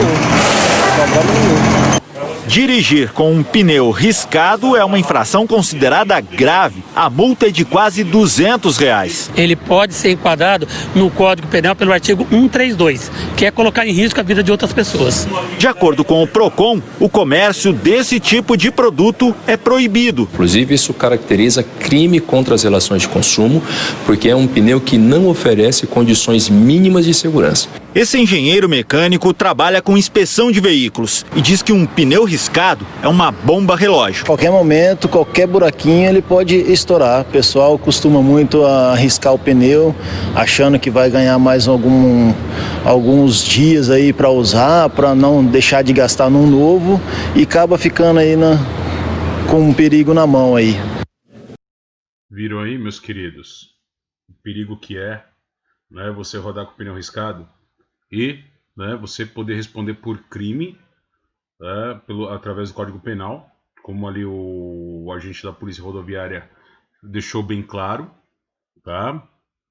Então, quer dizer, não traz vantagem nenhuma. Você pensa que você está ganhando tempo, que você está fazendo alguma coisa boa, na verdade está colocando em risco você, sua família e os demais usuários das vias, certo? Bom, com relação à aquaplanagem, pessoal, ficou alguma dúvida aí relacionada a ela? Então, lembrando que a aquaplanagem é a perda de contato do pneu com o solo devido à presença de uma camada de água sobre o pavimento, tá? E que a marca de segurança de um pneu é 1,6 milímetros de profundidade. Essa marca se chama aí TWI, tá bom, meus queridos?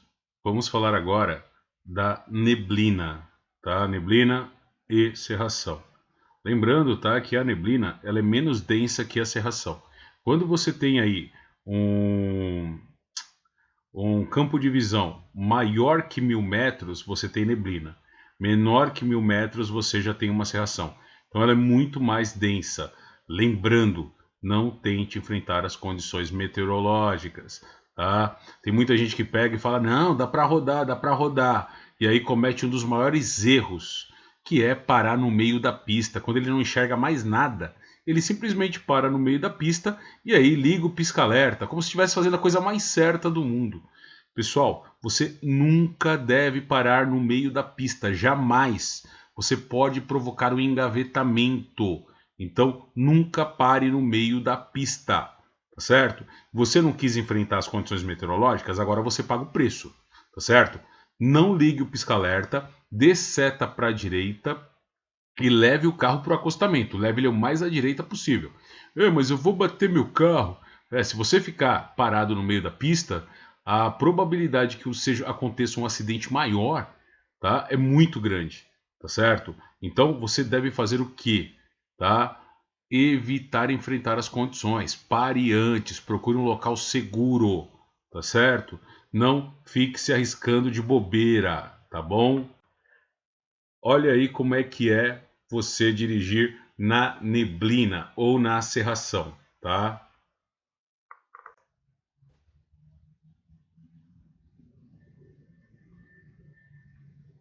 Como vocês podem ver aí, pessoal, ó como ela vai piorando. Tá vendo? Chega uma hora que você não vê nada, tá? Pode reparar que se você para no acostamento numa condição como essa, tá? O condutor, vamos seguir esse condutor aqui, ó. Vê o que ele vai fazer quando ele não tiver mais visibilidade nenhuma. Olha o que ele faz.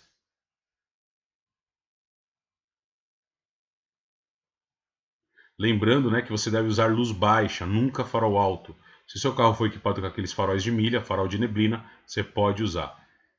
Olha lá, pessoal, ó. Ele não vê mais nada, ele joga o carro para o acostamento, tá? Se você está com o seu carro parado ali, já era, é um acidente, tá certo? Deu para entender o porquê que você não deve continuar dirigindo em condições como essa? É muito arriscado, tá? É muito arriscado.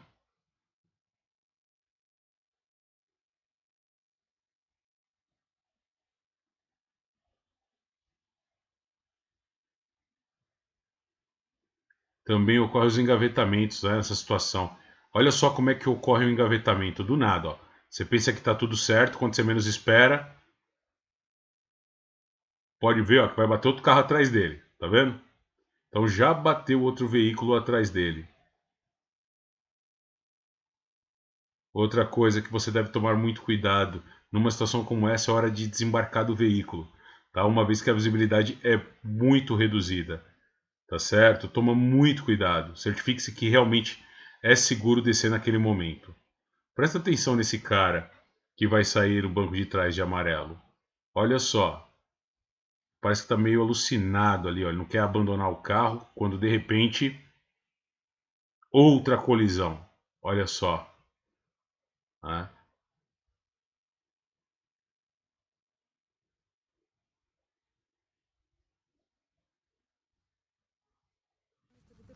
Agora prestem atenção. Olha só, do lado esquerdo e do lado direito. Presta bem atenção, ó. Do nada, o trânsito parou. Já bateram na esquerda, já bateram na direita.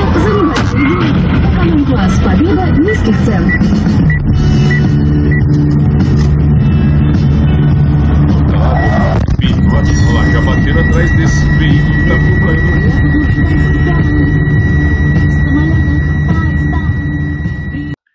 Deu para ver aí, pessoal, como não compensa tentar enfrentar as condições adversas de tempo, né, ou clima. Tá? A pessoa insiste em dirigir, a pessoa quer continuar dirigindo e termina aí se envolvendo em um acidente. Inclusive pode custar vidas, tá? Esse tipo de problema é muito comum acontecer em situação de neblina e cerração. O pessoal simplesmente pega e para o carro no meio da pista, pessoal. Isso aconteceu alguns anos atrás na rodovia dos Imigrantes, tá? Um carro parou lá na frente, certo? Vinha um carro, isso era quase 1h da tarde.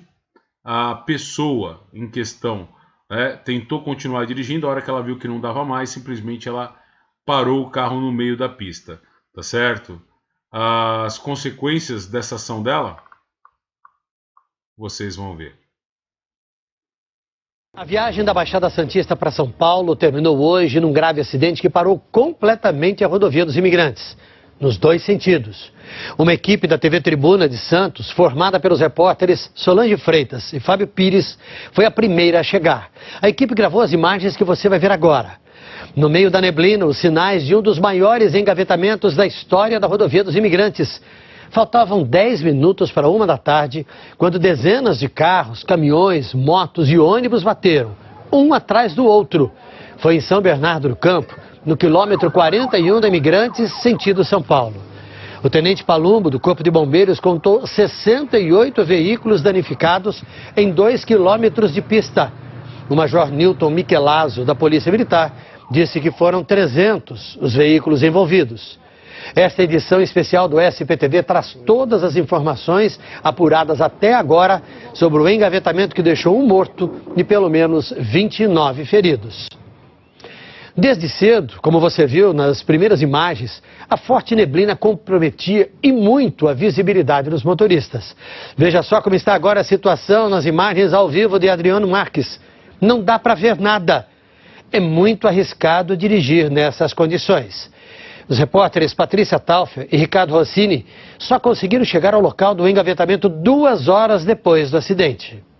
Nós chegamos ao local exato do acidente. Esse é o quilômetro 41 da rodovia dos Imigrantes. Do outro lado a gente consegue ver vários caminhões envolvidos no acidente, marcas de fogo, carros também no gramado. O pessoal de socorro caminhando por aqui, muitos bombeiros. Esse senhor de azul é motorista de um dos caminhões. Eu ouvi que tinha acidente, eu ouvi barulho para frente. Eu parei na última faixa, essa carreta parou na do meio, essa tanque. Essa outra veio, bateu nesse e jogou esse em cima do meu. Em sequência vieram batendo veículos atrás do meu, tem 7 carretas batidas atrás do meu. Foi muito assustador, porque a gente via fogo, não sabia o que era, não conseguia socorrer ninguém, mas ficou um tempão mesmo pegando fogo e aquele desespero da gente, explosão muita. Ainda não se sabe a causa desse grande acidente. Segundo os policiais, o que deve ter ocorrido é um efeito cascata. Um acidente lá na frente, os outros veículos continuaram rodando e não conseguiram parar. Aqui a cena é impressionante. Esse carro está prensado, completamente prensado, entre esses dois caminhões. Segundo as pessoas que estavam aqui, que sobreviveram a esse acidente, disseram que pai e filho estavam aqui dentro, conseguiram sair antes da batida e não se feriram. Viu aí, meus queridos? Como é complicado, né? A gente quer tentar enfrentar as condições meteorológicas aí. Olha o resultado. Então, para vocês verem, né? Realmente não compensa. E também não compensa parar no acostamento, né? Eu estou falando que você nunca deve parar no acostamento, que você deve evitar ao máximo. Mas se a única saída for parar no acostamento, sua única opção, você pare o carro no acostamento. Vamos supor que furou o pneu. Qual o procedimento? Parar o carro no acostamento, tá certo? Ligou ali o pisca-alerta, põe o triângulo de segurança a 30 metros do veículo, ou seja, equivalente a 30 passos largos, tá? Veja bem, isso não é um acidente, tá? É uma situação em que o veículo quebra, uma situação de emergência. Então, parou o veículo, liga o pisca-alerta e coloca o triângulo a 30 metros do veículo, 30 passos largos, tá certo? Volta. Se tiver pessoas com você dentro do carro, você precisa tirar essas pessoas de dentro do carro e colocá-las em um local seguro. Por exemplo, tem um gramado do outro lado, um gramado amplo. Tira essas pessoas de dentro do carro e coloque do outro lado do gramado. Não deixe ninguém ficar dentro do carro. Outra coisa muito comum que a gente vê, né? Fura o pneu de um carro, aí a pessoa pega, desce para trocar, desce todo mundo do carro. Enquanto o cara está trocando pneu, a pessoa está trocando pneu, tá todo mundo em volta. Ninguém está prestando atenção na via, ninguém presta atenção, né? Fica todo mundo ali em volta, quando você menos espera, é aí que acontece o acidente. Só vou citar alguns exemplos para vocês. Alguns anos atrás, na Marginal, numa das marginais aqui em São Paulo, o que aconteceu? O cara vinha com um carro, furou o pneu, só que ele parou o carro do lado esquerdo. Tem algumas áreas ali da Marginal, Tietê e Pinheiros, que tem saída de caminhões, principalmente da Tietê ali. Tem uma saída de caminhões, tá certo? Então é do lado esquerdo, o acostamento é do lado direito, mas em alguns trechos você tem ali uma saída de caminhões que serve como acostamento. E elas são bem largas, tá? Ele parou o carro à esquerda. Pessoal, quem é que para na esquerda? Ninguém. Ninguém vai xeretar daquele lado. Ele parou na esquerda, desceu todo mundo para que ele trocasse o pneu. Aí, ao invés dele pedir para o pessoal pular a mureta ou ficar longe do carro, não, ficou todo mundo em volta. O que aconteceu? Veio uma moça embriagada, tá? Com um Honda Fit, bateu atrás do carro, matou todo mundo. Isso é um exemplo. Acho que uns 2 anos atrás, na Fernão Dias, o rapaz vinha com o carro, né, e acabou a gasolina. Ele parou no acostamento. Pessoal, o acostamento, no trecho que ele parou, era uma reta. Deixou 2 crianças dentro do carro e foi buscar gasolina. Inexplicavelmente, na reta, veio uma carreta, tombou em cima do carro. E aí o que aconteceu? O carro pegou fogo. Veja bem, o carro não tinha nem combustível, hein? O carro pegou fogo e as 2 crianças morreram carbonizadas. Tá? São inúmeras histórias de acidentes no acostamento. Tá? Por isso que eu falo, não é seguro. Não é seguro. Parece que quando você para lá, parece que surge um imã e começa a puxar tudo de ruim para cima de você. Por isso que você deve procurar um local seguro. Posto de gasolina, estacionamento de comércio, posto da Polícia Rodoviária Federal, estacionamento de empresas à beira da rodovia, mas nunca no acostamento. Ele tem que ser o último do último, né, da última opção, tá certo? Dentro, as pessoas nem imaginavam que corriam perigo. Esse mecânico ele já veio, já foi comprar peça, já tá chegando. E aí você vai ficar esperando dentro do carro? É 10 minutos, só ele chegar. 1 minuto no acostamento faz toda a diferença. Rodovia dos Imigrantes, São Paulo, sábado à noite. O dono desta picape também teve problemas. Ele, um policial rodoviário e o motorista do guincho conversavam no acostamento quando uma Kombi desgovernada os atropelou. Os 3 morreram na hora. O motorista da Kombi foi preso, mas pagou R$ 1.200 de fiança e vai responder em liberdade por homicídio culposo e embriaguez ao volante. Nessa estrada, na região metropolitana de Belo Horizonte, foram 3 acidentes em menos de 3 horas. Algumas pessoas observavam o resgate de um motociclista que atropelou um cavalo quando um carro sem controle invadiu o acostamento.